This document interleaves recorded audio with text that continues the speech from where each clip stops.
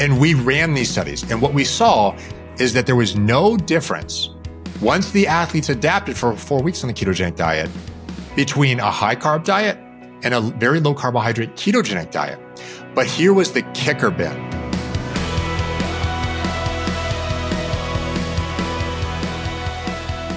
Hey, everybody, just finished a fantastic discussion with Dr. Andrew Koutnik. We geeked out if you're into exercise physiology, nutrition, metabolism, high carb, low carb, how long it takes to become fat adapted. Man, get ready, strap on your propeller hat, and there definitely will be a part 2 for this one. But for part 1, go to bengreenfieldlife.com/Dr. Andrew. That's Dr. Andrew. Well, anybody who's listened to this podcast for some time knows that I have a special place in my heart for all things human nutrition and metabolism, particularly as applies to the pointy edges of performance and some of the extreme conditions that my guest on today's show looks into. He actually kind of has a career that bridges cutting edge science and elite performance and even personal experience for himself living with type 1 diabetes for quite some time. His name is Dr. Andrew Koutnik. He's got a PhD in medical sciences, molecular pharmacology, and physiology from South Florida. He has extensive background in investigating nutrition and metabolism in health and disease and high performance contexts. He has been a part of over 100 different scientific publications and knows a lot about how to get a lot out of the body and the brain, particularly in performance scenarios, and also just metabolism in general. So I've been super excited for the past few weeks since this episode got scheduled. So Andrew, welcome to the show, man. Hey, it's an absolute honor, Ben. I've known you. We didn't even talk about this off here, but I've known you since your bodybuilding days, actually. Oh, geez. I used to, yeah. So I was a teenager attempting to be a bodybuilder at one point in my life. So, yeah, I actually know you that far back, but it's kind of cool to see how far you've come in the world of health and fitness. Yeah, that is way back. I don't even remember if I even had much of a podcast back in those days. So that's funny. I mean, man, you have such a unique background. I know with the type 1 diabetes thing, that of course is a big part of, what it is that you focus on, particularly related to blood sugar and ketones, et cetera. But just so people understand going in, because I'm sure it'll come up, how do you describe the difference between type 1 and type 2 diabetes for people who aren't that familiar with the differentiation?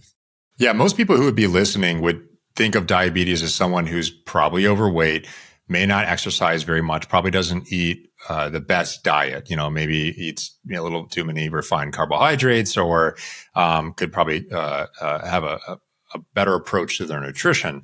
But that's actually just one form of diabetes. There's actually quite a few. There's type 1 diabetes, type 2 diabetes. There's actually multiple forms of type 3 diabetes that impact people who have genetic disorders, hormonal disorders, insulin binding disorders, and there's also gestational diabetes, which happens during pregnancy.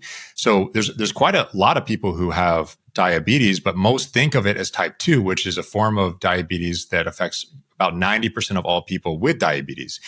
And this form of diabetes is known best for being what a lot of people believe to be more of a lifestyle-based disease, meaning that lifestyle can effectively intervene and help, in some cases, prevent and also reverse this disease.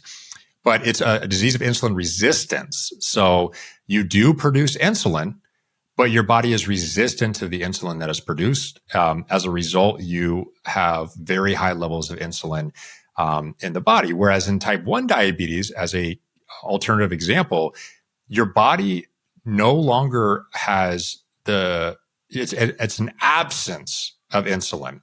So, for me, around almost 19 years ago, I had an autoimmune attack that found the beta cells in the bodies. These cells are the ones that produced insulin, and killed them. And as a result, I have been living with no endogenous or internal insulin production. And from that day forward, I have been manually manipulating my metabolism and managing my own metabolism at every single meal of every single day for about 2 decades. And so the key difference is insulin resistance versus insulin deficiency. And type 1 diabetes is an insulin deficiency.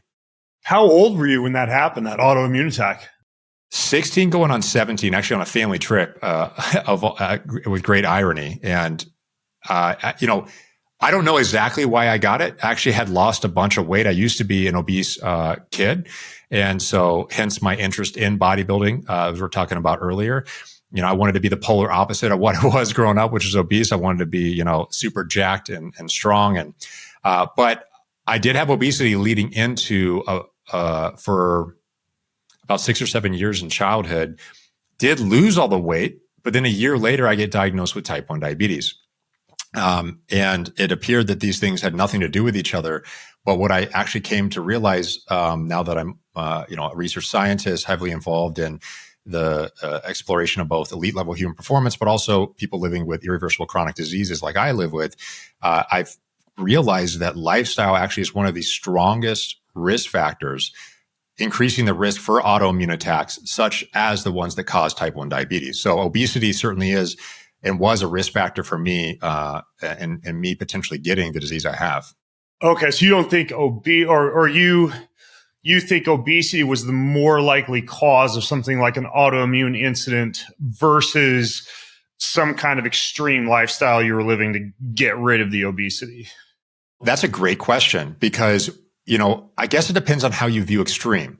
Because what I was doing at the time to lose weight was maybe what most people in the traditional health lane would say is, oh, you did everything right. You cut calories, you ate a well-balanced diet, you exercised 30 plus minutes per day. Right. You took a 20-minute ice bath every day. Yeah. Well, even that's a little bit fringe for the general health community or wellness or health community. True, yeah. More on the wellness trend, right? But so we don't actually know, even to today, with north of $100 million from the National Institutes of Health dumped into various institutes around the world, trying to understand why someone like me gets this disease, we still don't completely understand. But what we do know is that there is an interaction from the environment that triggers an autoimmune attack or interacts with our own genetics to ultimately manifest in an autoimmune attack that kills our own cells.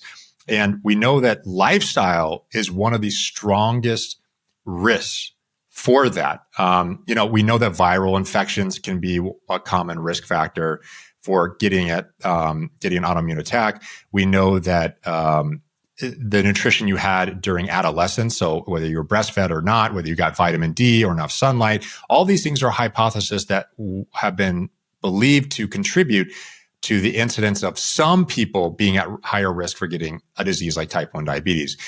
But one of the most common and prevalent problems we have in society is obesity. That affects over 68% of all adults in the United States today, which is an absurdly high number. And I was one of those people in childhood around, actually over 2 decades ago. So I think that that's probably one of the strongest factors. But I can't negate your point, though, because I did drink a lot of diet sodas during that weight loss, even though I was doing a whole lot of things correct. For the longest time, Ben, I honestly looked at things like diet sodas. I'm like, oh, whatever. There's no health consequences to things like that. Now there's an emergence of evidence that suggests that the things that are in these drinks like diet sodas aren't necessarily benign. There are no calories. That's better than having a drink that has, a surplus of 90 grams of rapidly digested carbohydrates. It's going to spike your glucose and insulin. Sure. But it's not better than water. That's for sure.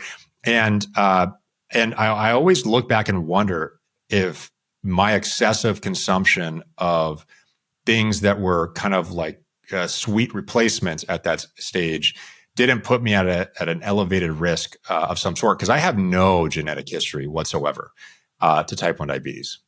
Yeah, I used to say, at least from the little bit of data I've seen on something like, say, acetylsulfamate potassium that you'd have to drink something ridiculous, like 70 plus cans of Diet Coke a day to reach any level of carcinogenicity. But now studies I've seen in the past year have shown data on microbiome disruption, a newer one on anxiety that even seems to affect the genetics in such a manner that it affects the anxiety or stress response of offspring. The more I see it, the farther and farther I space my Diet Cokes apart.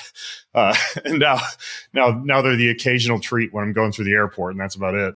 Right. Yeah. I think you put it correctly though, in that, look, we're exposed to many things in life. You could walk outside and you breathe the air and there's going to be maybe pollen in the air or some type of foreign object that you're going to be exposed to, right? Same thing in what you consume, right? But it's often usually volume and load and duration over time that usually predicts whether someone's going to have a long-term negative impact. Just like with cigarettes, no one here is going to promote cigarettes use, but I think we both agree that if you go smoke one cigarette, you're not getting lung cancer the next day. It's the accumulated impact of these choices over the lifespan that usually lead to these chronic problems that we see, honestly, at record levels in society. I mean, it's pretty solid number to say around 80% or more of America is on the precipice of some chronic disease diagnosis or already has one. If you consider obesity, which the medical community does, a chronic medical disease, then you're at least talking about 70% of America. And even children now have diseases like this, such as obesity and prediabetes, around 20% today. So, it's extremely concerning, but one of the biggest triggers that we know of based on that data is certainly the food environment and the food and drinks that adults and kids are consuming. Yeah, and I know sweeteners aren't your specific area of expertise per se, and I definitely want to come back to how you're doing some of the extreme things you're doing without producing insulin.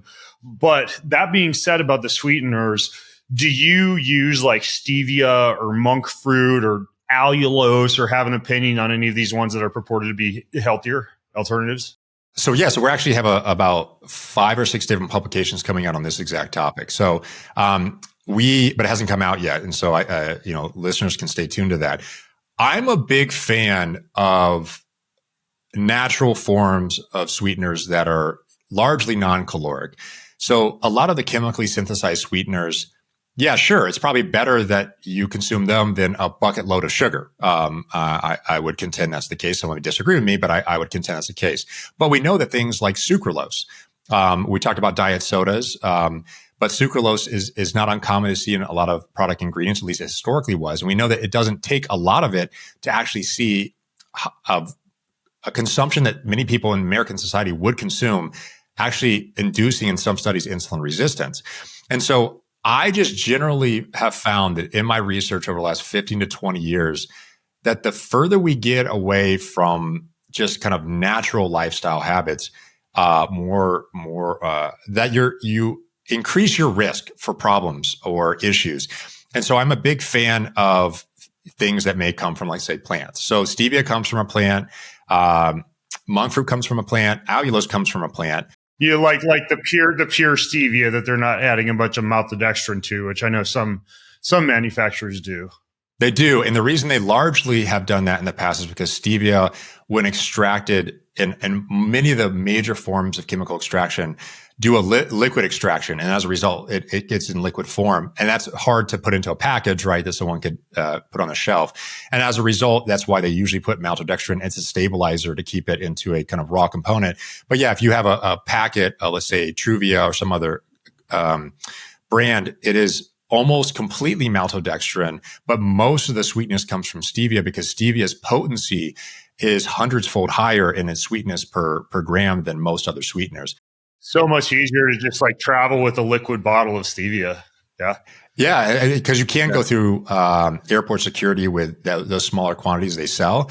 But I'm a big fan of stevia. I'm a big fan of monk fruit. But I would also contend that there is a lot of data, and you'll see some emergent data come from us as well, showing that allulose, I think, is a unique sweetener that actually isn't just a non-caloric sweetener, but actually could have some metabolic benefit and the potential to blunt the glucose elevation response to certain foods and also to lower insulin requirements as a response to food. And I think this has a really important impact in the case of diabetes, but a lot of this work has not yet been published. And so, but your listeners will see that come out probably over the next 12 months. Yeah, it's my understanding the only real barrier to entry for allulose right now, as far as it becoming more prevalent, like stevia and monk fruit, is, from what I understand, as a raw ingredient, it's slightly costlier or more costly. That's a good question. I don't know about the logistics. I do know that it's not necessarily, even though it comes from a fruit, like it's in figs and other natural food components, and you still have to label it as a carbohydrate, as sugar, even though it's large. It basically, for all intents and purposes, is non-caloric. And what's interesting about allulose is it's many people in your audience have probably heard of fructose, like high fructose corn syrup, and all the negative impacts it has compared to even things like sugar on liver health and obesity and other issues. But what's interesting about allulose is it's actually what they call an E3 epimer of fructose. So it actually has a similar chemical structure to fructose, but its chemical structure is slightly changed to where it's largely non-digestible and actually has some pretty potent metabolic benefits, not negative effects. But many countries to date, because of their typical slow nature in approving food products in other countries, don't see allulose as a natural food ingredient, even though it is. And so like Canada doesn't see it that way. Many countries outside the United States don't see it that way. And I think that's one of the biggest issues. But I wouldn't be surprised that it also might be a little bit more expensive, because typically the more people manufacturing it drive down the cost, and it's probably not as prevalent currently. Yeah, and interestingly, at least in my experience, unlike the digestion-resistant, say, sugar alcohol like a maltitol or a sorbitol, allulose doesn't really seem to cause like fermentation, bloating, gas type of issues compared to a sugar alcohol. So I agree with that. Although I think the dose matters, right? So if someone were to just down a whole canister of allulose, they may say something different. A dozen keto donuts.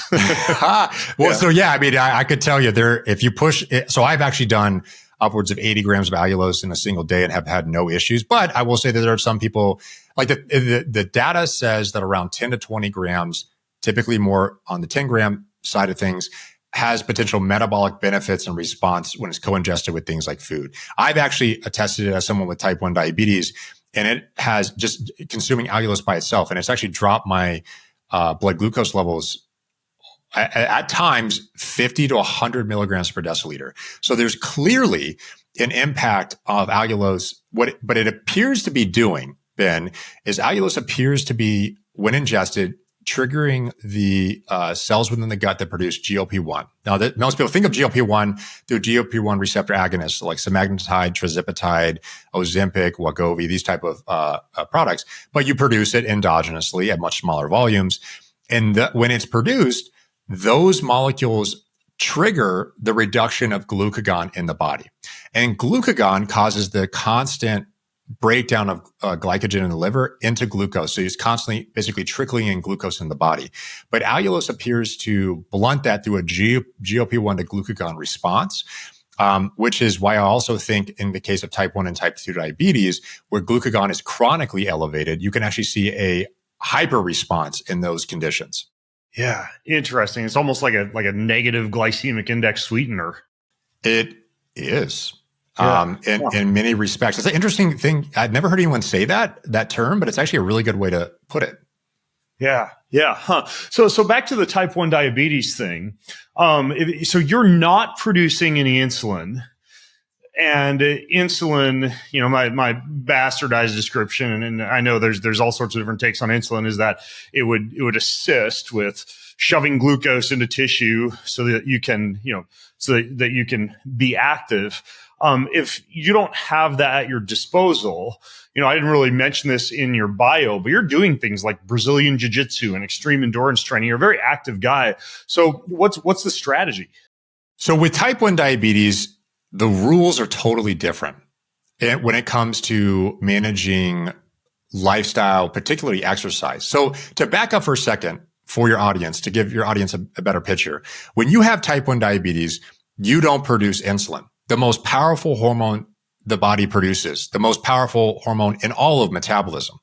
When you inject it, you are now overriding and inducing widespread metabolic changes across many tissues and cellular processes, and it's dose dependent. So you now control all the power of that molecule. And in the context of type 1 diabetes, unlike any other disease to date, you actually, number one, manually administer it and have total control over when you administer it.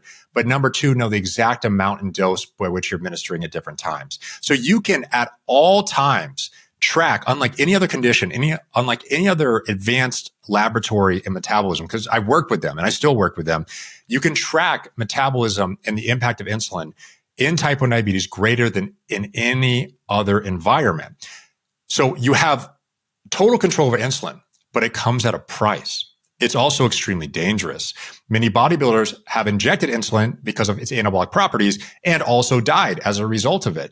So there is a fatal potential when overdosing a molecule like insulin. There's also pretty profound negative implications to your physical well-being and mental well-being if you underdose at, let's say, any particular meal and your blood glucose runs high.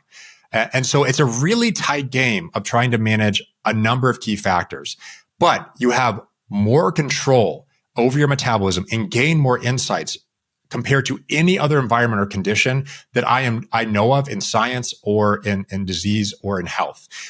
That said, when it comes to managing type 1 diabetes, you have to simplify it down. There's extreme nuance. There's over 40 different lifestyle factors that affect insulin sensitivity and absorption.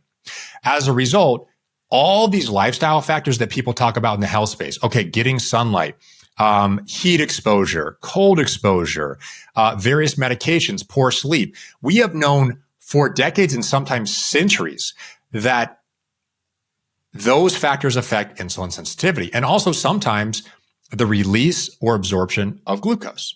And so when it comes to type 1 diabetes, I usually simplify it down and keep it more relevant to your general audience here as glucose and insulin. These are the two most important molecules in metabolism, and the two most important molecules that regulate type 1 diabetes. Glucose levels are kept in this very tight range of 70 to 120 milligrams per deciliter. And that tight range for people without disease is where most people spend their life. When you start developing diseases like diabetes, you start living above that range for higher and higher percentages of time, and it leads to accumulated impacts, negative impacts on various tissues. But there's a glucose focus. Well, glucose is the number one predictor of outcomes in type 1 diabetes, not only at every single meal, but over your lifespan, over the duration of this disease. Now, what's the number one factor that affects glucose? Well, food, but particularly carbohydrates. So there's a keen focus and interest around carbohydrates, not only type, but also, more importantly, quantity of carbohydrates that are consumed. But we also know that more glucose that enters the bloodstream requires more insulin. So carbohydrates not only directly impact glucose more than any other lifestyle factor does, but they also directly impact the quantity of insulin.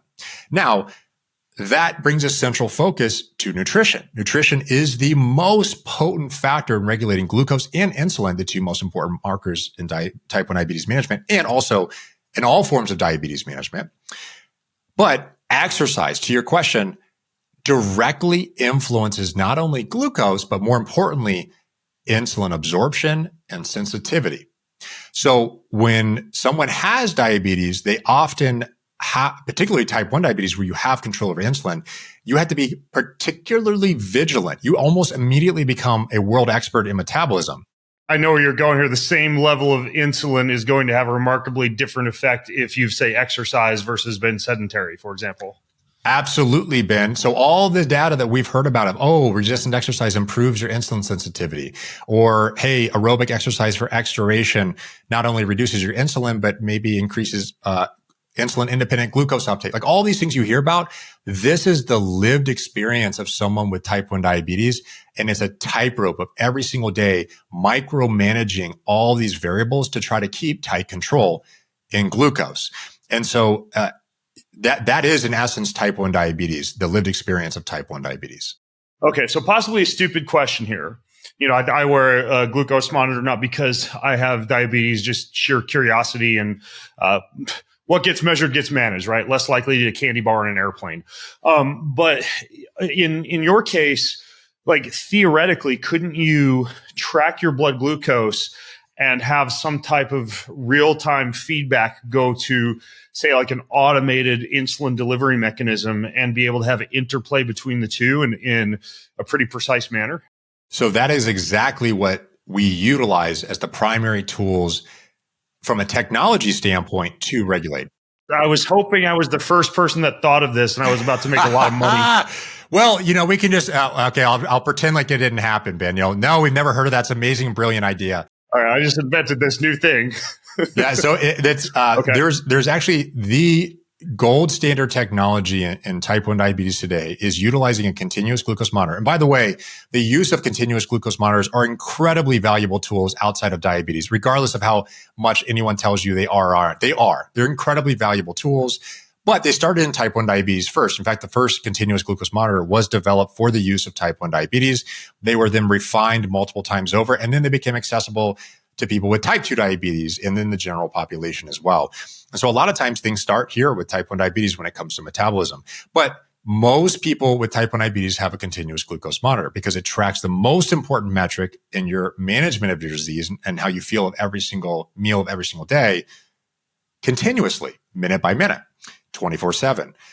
Now, on the other end of things, you also have people who either inject insulin, or on the back of my arm here is an insulin pod, which essentially holds insulin and releases that insulin into my tissue. In this case, it sits usually on the skin and releases it into what they call interstitial fluid, the fluid that sits between your cells, like let's say fat cells and muscle cells. It sits in between these cells, and that is where the insulin is deposited with type 1 diabetes. Now, there are technologies, Ben, that actually integrate using computer algorithms in the interaction between the continuous glucose monitor glucose readings, but also insulin administration. And they're called automatic insulin delivery systems. They're basically the AI technology in medical management for glucose and insulin in type 1 diabetes.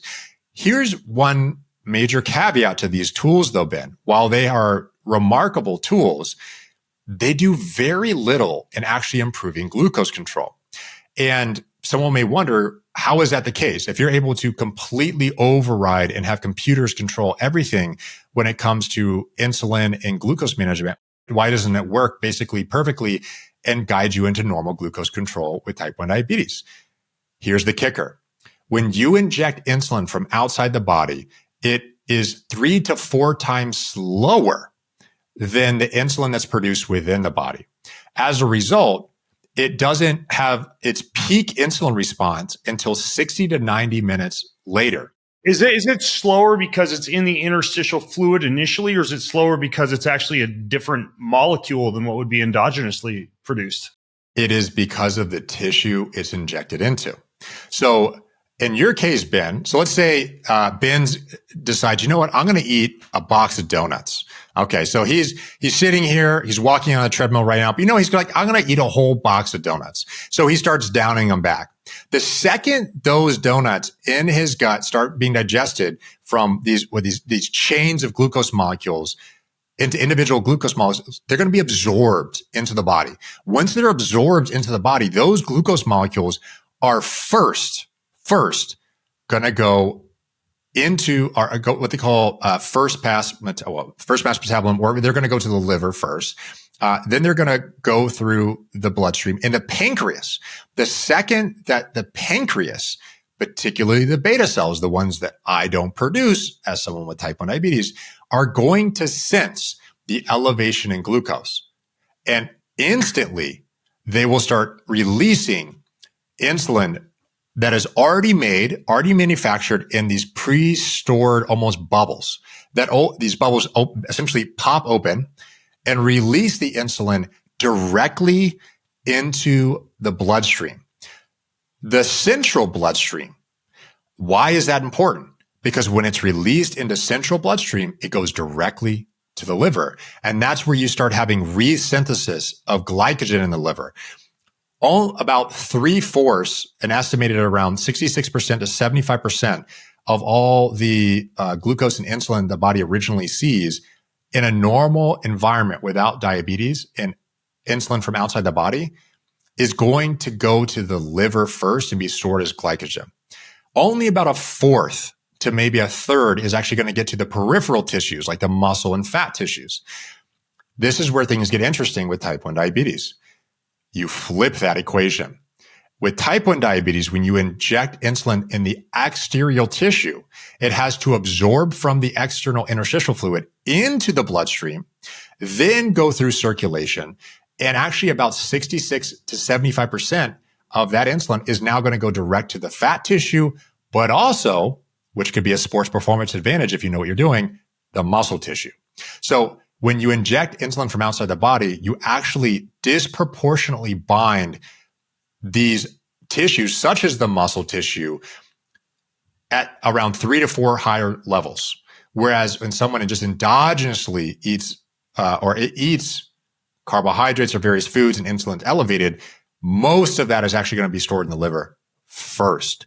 And so in this way, this is a unique not paradox, but almost flip of the coin when it comes to how insulin works in type 1 diabetes, depending on where you're administering it, much less about the type of insulin. Right. And I don't really have any interest in doing this, but I find it intriguing. You said if you know what you're doing, it could increase sports performance. And you referenced earlier the anabolic potential of insulin when used correctly. And it sounds like some bodybuilders are doing that. How effective are we talking when it comes to improving? I'm assuming you mean muscle hypertrophy or muscle recovery or something like that. If one were actually injecting insulin as some kind of ergogenic aid. That's a really great question. There's actually very little research on the implications of exogenous insulin when it comes to sports performance or metrics related to sports performance. But let me back up for a second on that because there's plenty of evidence that tells us what should happen as a result of how we know insulin injected outside the body versus insulin produced inside the body should work. One key example of that is, of course, how much higher it binds, as we spoke about, to fat and muscle tissue. So when bodybuilders are utilizing insulin, they have to be, I'm not telling them what to do. I think this is a very dangerous practice, but they have to be very careful because insulin is much more anabolic to fat tissue than it is to muscle tissue, much more anabolic. And so as a result, when people inject exogenous insulin, hoping for this muscle benefit, yes, there is a muscle benefit, but you got to be careful because it's also potently anabolic to the fat tissue. As we know in the case of obesity and type 2 diabetes, insulin is much higher. And as a result, you also see much higher fat storage. So in the context of type 1 diabetes, when we think about in the injection of insulin, you will see more insulin at the muscle tissue. And when you do, that means that most of the insulin that you injected isn't going to just store it into liver. It's going to tissues that work for performance, particularly the muscle tissue. And to give you a stark and extreme example, you can force this during environments where it normally physiologically wouldn't happen. No, clear, this is not recommendations. I'm just telling you the physiology here. So there are reported cases of, let's say, ultramarathon athletes with type 1 diabetes who at the end of an ultramarathon gained 8 pounds because of the ingestion of glucose, but also the administration of exogenous insulin to control the exogenous glucose they consume. Whereas in a normal Ultraman marathon, you would not be gaining weight. You would be losing a lot of weight. So it's this stark contrast of what can happen when you have total control over insulin. Yeah. And it was a weight gain because they were simultaneous, like burning glycogen, but then also massively storing glycogen. So when people think about performing in sports, there's the sports nutrition guidelines say that people should be consuming 60 to 100, around 60 plus grams of carbohydrates per hour. And if you exercise like one of these elite level athletes, upwards of 4+ hours per day, you should be consuming 5 to 12 grams per kg per day, which for an average body weight male, so like Ben, if you were to be meeting those guidelines and you did the upper end, you'd be consuming over 1,000 grams of carbohydrates per day. Yeah, I was going to say, like, even a low end day, I'd be at 800 grams. So, like 3,200 calories worth of carbohydrate alone. A lot, quite a lot. And that's the gold standard recommendation from most sports nutrition guidelines. So as a result, when people think about fueling for performance, they think, just like people with diseases or not, they think I need to follow these guidelines. Yeah, and it's really good business for Gatorade and the bakery case at the local coffee shop on the cycling trail, right? Yes, of course. I mean, I absolutely. Yeah. I mean, it certainly doesn't hurt the gel companies and other sports drink companies. But here's a little bit of a caveat to this, is that when you have type 1 diabetes and you're ingesting that glucose, you have to take insulin for it, and that insulin is going to now store that, as not only does insulin, when in the bloodstream, pull in glucose into fat tissue, into muscle tissue, for storage and then use, but it also pulls in water and sodium. So you're pulling a tremendous amount of water weight into these tissues as well. Like if you're running an ultra marathon, last thing you want to do is gain 8 pounds while running, the longest race of your entire life, right?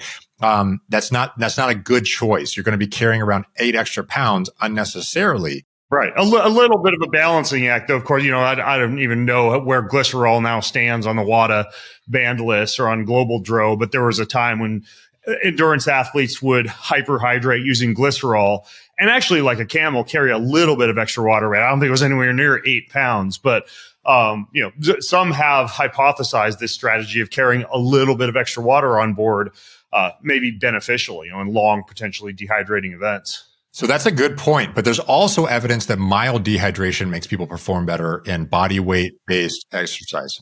Yeah. You look at the top finishing times of all the marathoners, right? And they're not the hyponatremic ones at the back of the pack. They're like 3% dehydrated at the finish line or more.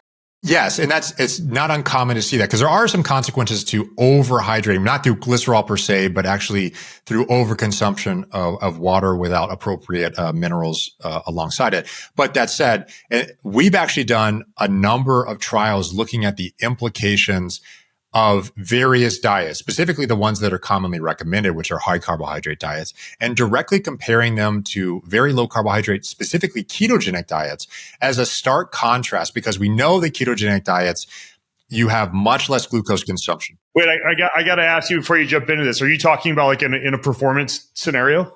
Yes. Okay. This is interesting. So we've done studies, we had experienced runners, minimum requirements. We're not talking about elite here, but very experienced runners who are actually competing in races. The minimum is they're running at least 50 kilometers per week. Their VO2 max had specific minimums, and their body weight was very low. They were very fit athletes. And what we asked them to do is we said, hey, sports nutrition guidelines say that you need to consume these high volumes of carbohydrates. But let's pause for a second. The rates of metabolic dysfunction in America are reaching unprecedented levels, even in athletes, by the way, fit athletes at that. And we know there's these powerful therapeutic potentials of diets like the ketogenic diet, but many people won't even try these diets because of their concern around the hypothesis that not consuming enough carbohydrates will impair performance. And so we asked the question, what if we conducted studies where we asked athletes, legit athletes, to not only do a high carbohydrate diet, but then switch to a very low carbohydrate ketogenic diet for at least 4 weeks in duration? That is extremely important, Ben, because a lot of prior studies have shown minor impairments in performance, around 2%. The average weekend warrior never know the difference. But elite level athletes, first and second place is less than 2%, almost always. And so when we think about performance in the context of ketogenic diets, we wanted to allow the body to fully adapt to the diet effects. And we know that there was literature dating back to the 1960s and 70s that when you induced very low carbohydrate intake, that it could take over 3 weeks to see normalization of things like glucose, free fatty acids, ketones. So there's these chronic changes that are occurring over time that we've known for almost a century. But all these people were running studies saying, well, hold on. We see ketones elevate, we see insulin go down, we see whole body oxidation changes and reductions in carbohydrates being utilized during exercise, dramatic increases in fats being oxidized during exercise, even within the first 5 days to 2 weeks. And the answer is sure, that is true. particularly in athletes. But there are changes that happen within the kidneys, changes that happen with other tissue systems, particularly normalizations of key metabolites within the body that regulate performance that don't normalize reliably for at least 4 weeks. So we asked them, we want you to do these diets for at least 4 weeks in a randomized fashion. We also controlled their body weight, Ben. We controlled their physical activity, their calories. We did everything to control variables that commonly are not controlled in exercise performance studies, but they directly impact the outcome. Because we really wanted to explicitly answer the question, Ben, if you shift around the macronutrients in your diet, particularly from a high carbohydrate diet, which is recommended for sports performance, to a very low carbohydrate diet, which people hypothesize will impair performance, but we allow the body to adapt and we control the key variables, what happens? And we did this in 2 different key studies. The first study was in very short duration, high intensity, 1 mile max effort time trial. We also did 6 by 800 meter sprints because we really wanted to look at these 2 very highly intense energy system forms of performance that usually are highly dependent on carbohydrates. Right. What we call like glycolytic or even carbohydrate depleting type of activity. Yes, exactly, Ben. Because in theory, if these are highly dependent on carbohydrates and you consume a diet deplete of carbohydrates, you should in theory see a deterioration in performance in those specific exercise bouts.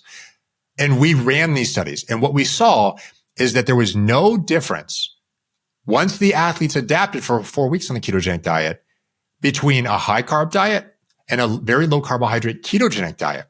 But here was the kicker, Ben, that really blew my mind as someone who lives with a chronic metabolic disease. We actually tracked the glucose levels in these athletes, not at a single time point like HbA1c or fasting glucose levels, but over every minute of every day, over weeks and weeks. And what we found is that 30% of these fit athletes, high VO2 maxes, exercising over 50 kilometers per week and running at a minimum, had glucose levels consistent with prediabetes. And this was a total shocker to me because 30% of these athletes presented with this. This shocked me because I had never seen this before. And when we published these results, I actually had a number of athletes as well as clinicians reach out to me and say, hey, that actually happened to me and I don't understand what's happening, but I just wanted to let you know you're the first people to ever show this was happening. And that shocked me because what we also showed in this study, Ben, is that when the athletes went on the very low carbohydrate ketogenic diet, not only did they have the same performance, they had no deterioration in performance, but 100% of the athletes improved their glycemic control. There was no signs of prediabetes in any of the athletes anymore. Completely resolved this instantly, Ben. It wasn't like over multiple weeks. Almost upon the first initiation of the diet, it was resolved. And that was a shocker because now it changed the conversation around, well, if you can do this diet and maintain performance, particularly on short duration, high intensity, maybe it's a conversation not about performance, it's about health. And one thing that arose out of this is, well, how is it possible that someone is fueling this very high intense form of exercise on an exercise bout that is almost exclusively glycolytic? I mean, they were over 85% of their VO2 max the entire time, which based on our understanding of sports nutrition and exercise physiology would estimate that less than 10% of all energy would be coming from fat. Right. And you should have a banana, bro.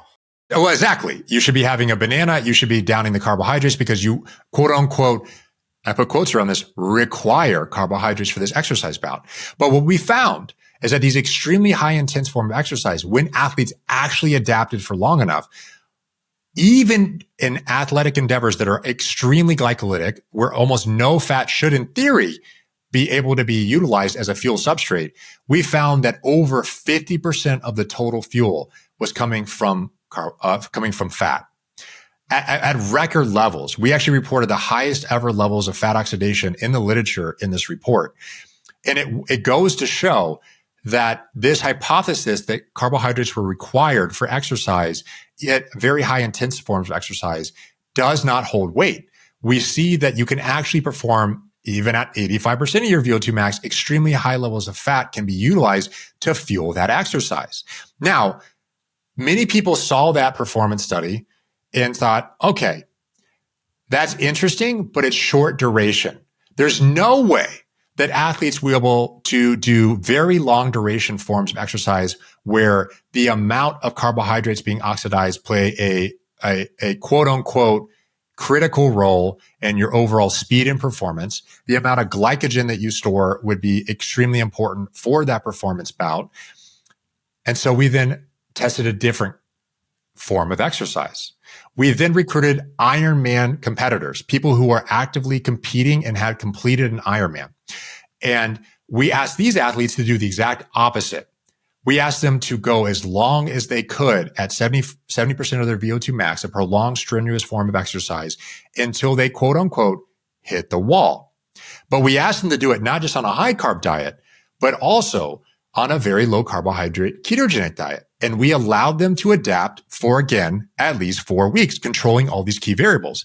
And again, Ben, what we found was that in these athletes, they were able to not only perform identically to high carbohydrate based diets, but then we found that when we just trickled in enough glucose, Ben, not enough glucose to change the amount of glycogen in the muscle, not enough glucose to change the amount of carbohydrates that are utilized during exercise, but just enough to maintain blood glucose levels because it requires so much less. So 1 tablespoon every hour, equivalent to 10 grams per hour, or 6 to 12 times lower than gold standard fueling recommendations for carbohydrates based on sports nutrition guidelines. And what we found is that just that little bit of trickling it in was able to not only maintain blood glucose levels, completely eliminate hypoglycemia, which we did see without it, and improve performance on both a high carb diet and a very low carbohydrate ketogenic diet, 22%, illustrating that one of the key determinants of exercise performance does not appear to be carbohydrate oxidation levels, does not appear to be the level of glycogen. It appears to be more consistently than any other biomarker, the control and regulation of glucose levels in the blood. And what that shows, Ben, is something extremely critical. We just got accepted the largest review ever conducted, over 100 years of data, over 600 citations, multiple meta-analysis in the same report in endocrine reviews. And what this report shows is that when we reviewed all the exercise performance studies where carbohydrates, quote unquote, improve performance, over 80% of those trials, I think the exact number is 88%, the placebo group had a drop in blood glucose levels, which means that the primary reason that's most consistent across the literature of all published data over 100 years of why someone is improving performance with any volume of carbohydrates appears to be primarily the regulation of blood glucose levels, not inherently carbohydrate oxidation levels, muscle glycogen, etc. Yeah. This reminds me of some of the studies, multiple studies that you're no doubt familiar with, of the swishing glucose in the mouth response and the fact that reduces rating of perceived exertion or improves performance despite someone not actually consuming carbohydrates, with, from what I understand, the prevailing hypothesis being that you have this central governor that would limit your ability to reach certain levels of performance if it suspects that blood glucose is going low. Therefore, the mere taste of a glucose substance or the small amount of absorption that occurs in the salivary environment might actually improve performance.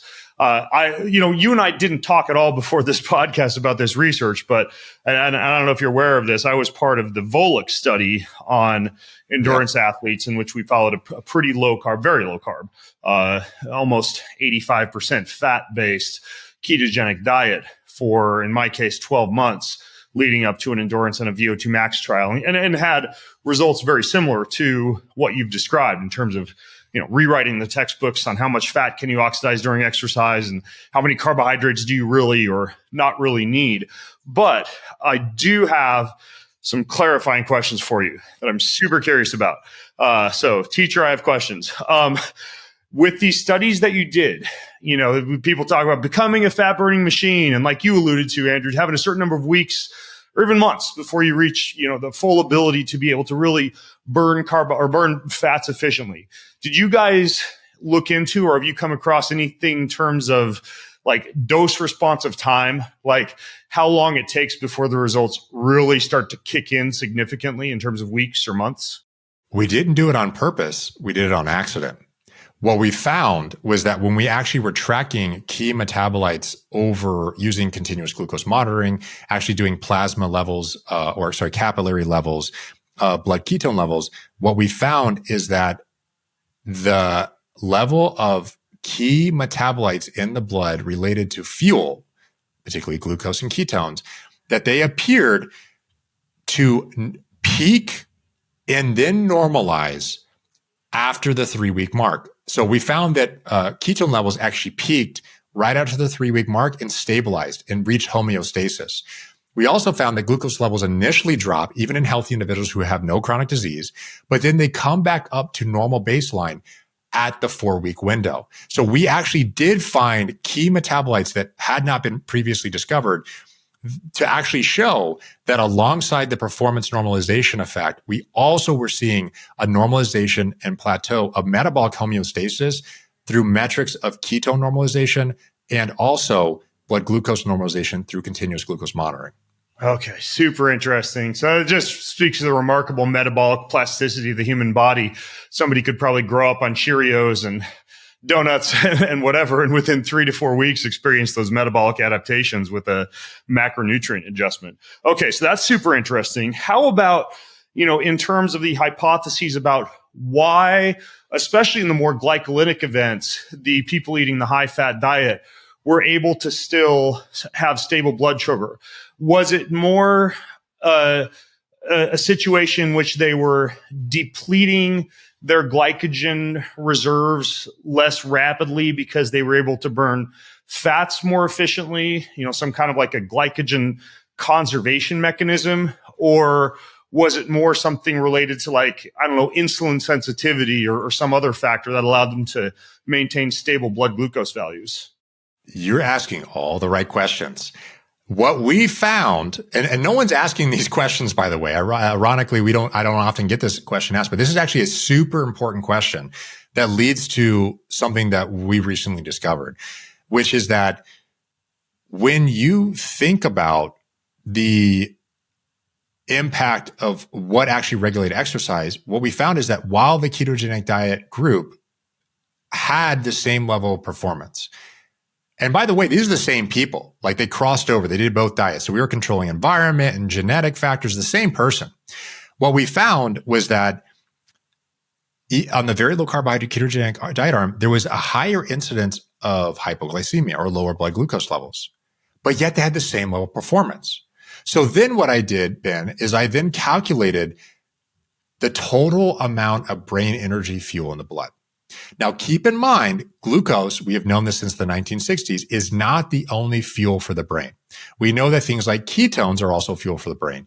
More recently, over the last couple of decades, we've also known that lactate is a fuel for the brain. And it's also important for your listeners to appreciate that lactate and ketones are used at higher preference in a dose response to how available they are to the tissue, meaning their levels in the blood.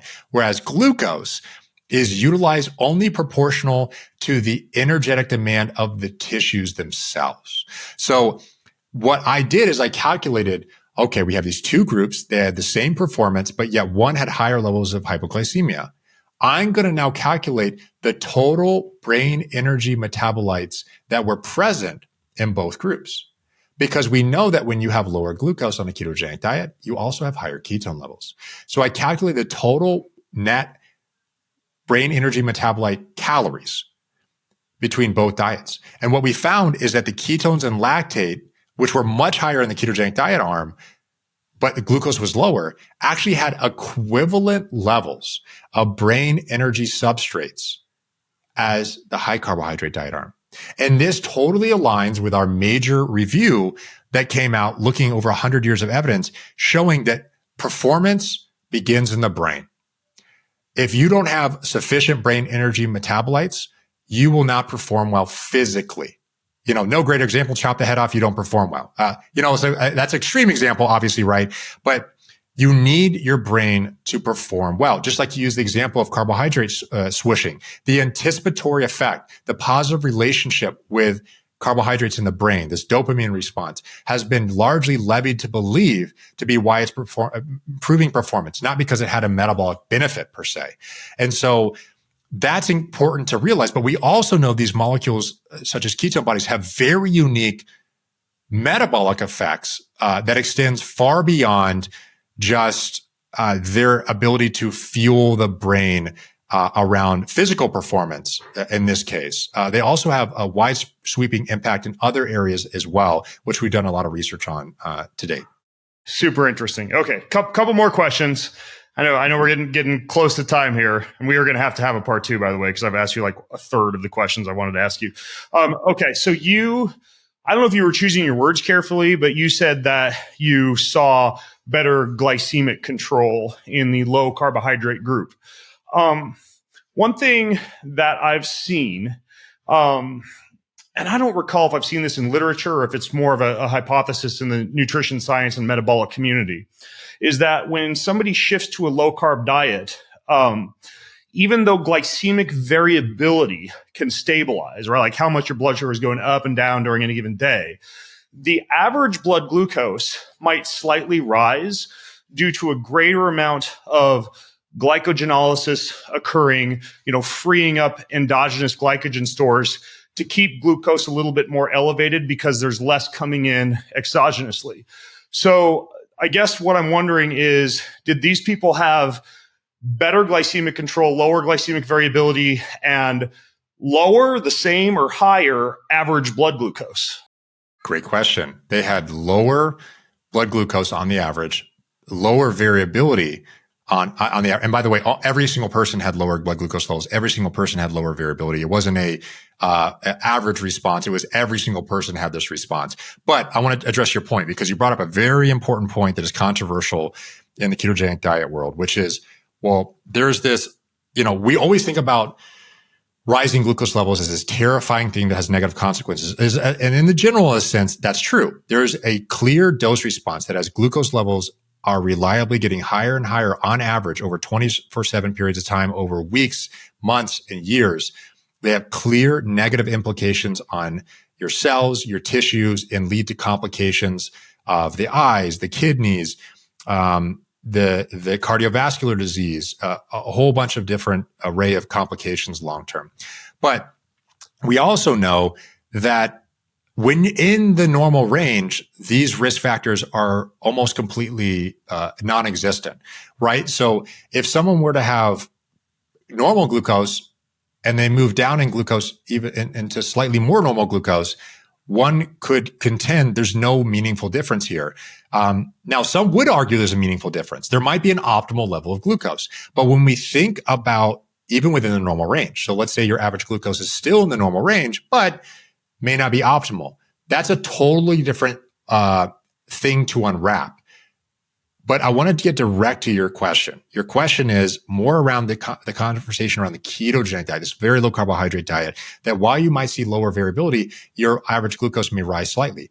That only happens, Ben, if someone is a normal, healthy individual who is typically free of disease. Because when someone initiates a ketogenic diet and the glucose load that they're consuming is usually 5-fold lower, the amount of insulin that they're now producing, or let's say in the case of type 1 diabetes, having to inject, goes down upwards of sometimes 60, 75%.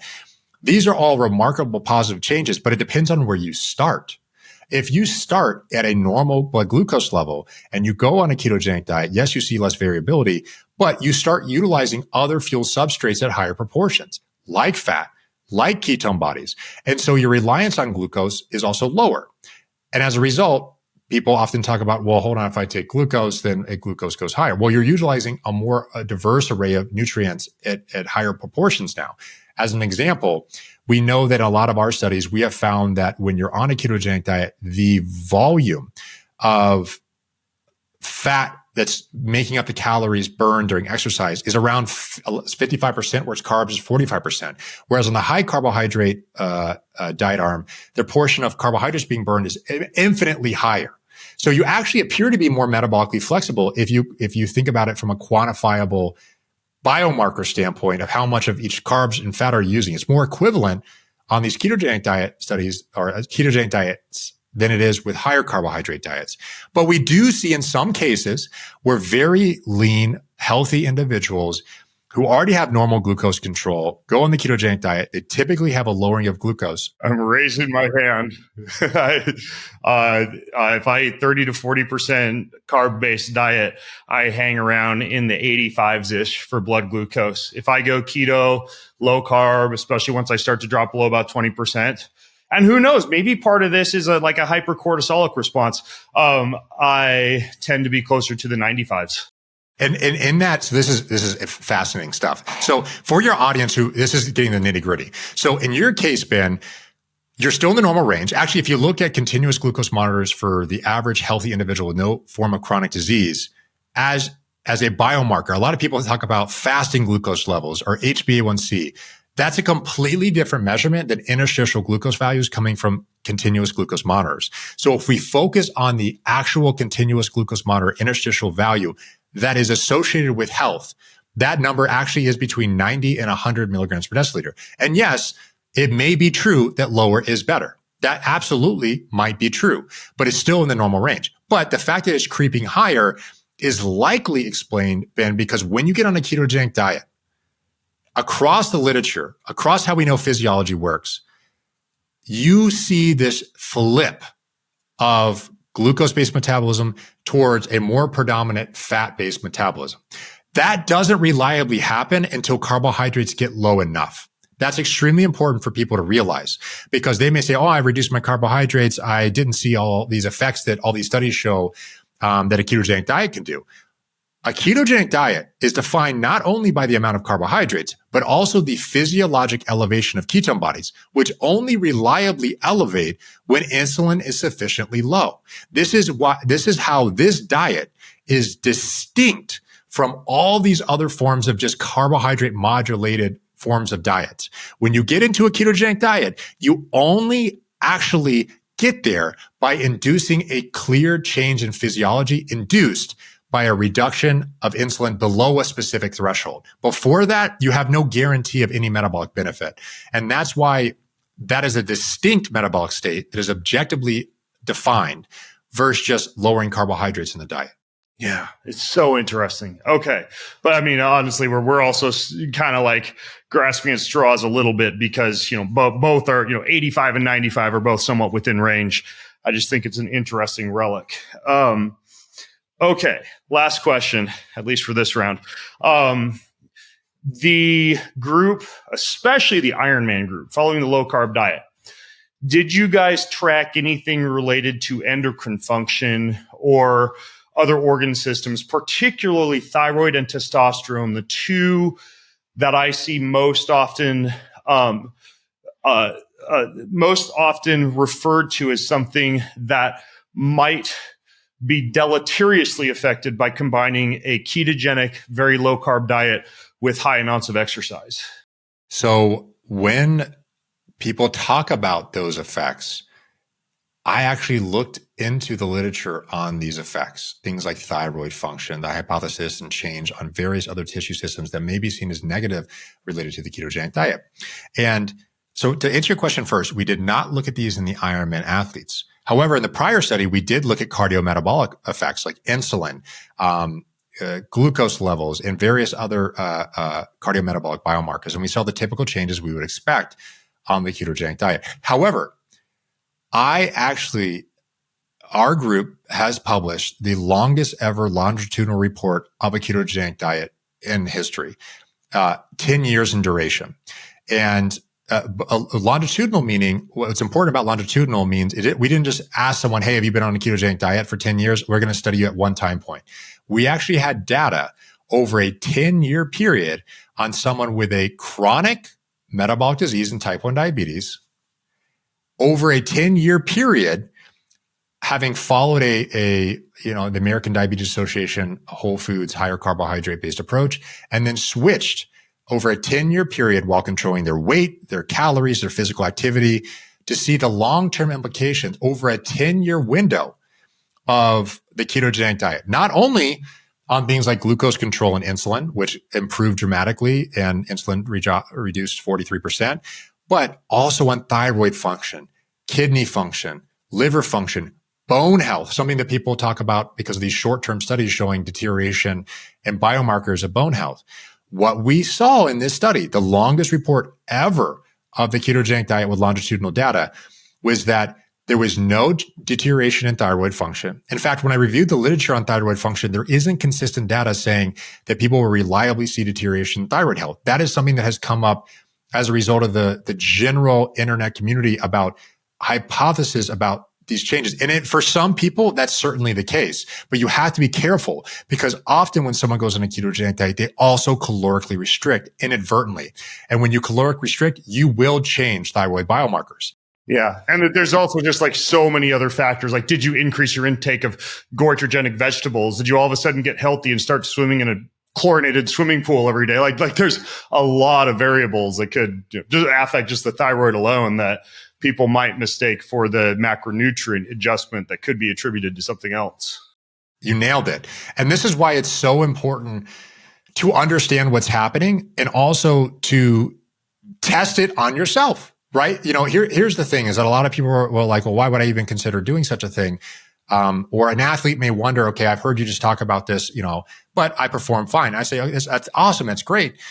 There's no need to change unless you want to, but sometimes you never know the effect that some intervention may have on you unless you try. What if you were to got better and you would have never known?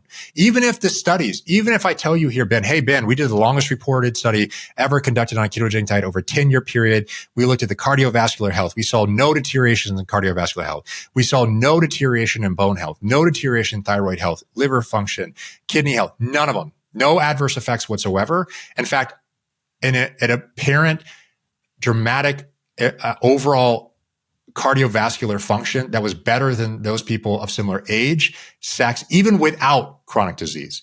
But I could say all that, Ben, but also tell you that what if you tried it by yourself? What if you tried it and you didn't have a good response? Or what if you tried it and you had a remarkable response? You should trust your results because in science, we often talk about you'll hear people say, well, no, this is what the science says. And science is the best tool that we have been to understand how the body works, how it functions, how you respond to certain tools and strategies. But when we do science, and I do science every day. I've been a research scientist for 2 decades. We study average outcomes in individuals doing a specific intervention, exercise, nutritional, etc. But what we often report is the average. But we know that each person is a unique individual. Look no further than just look at my physical appearance and Ben's physical appearance. We're 2 different looking humans. You heard it here first. You're a special snowflake. As everyone is. And It's true. You are.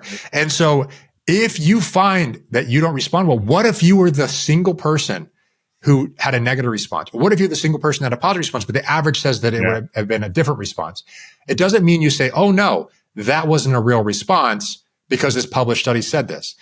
The published study tells us what would happen on the average to most people, but each person has to be their own experiment. They test things out on their own and see how they respond because ultimately all of us are unique and maybe they don't respond the same way as someone else. And you must trust your own experience, but of course do it in a well-informed way, understanding how to go about it the right way. Because oftentimes that's not always the case.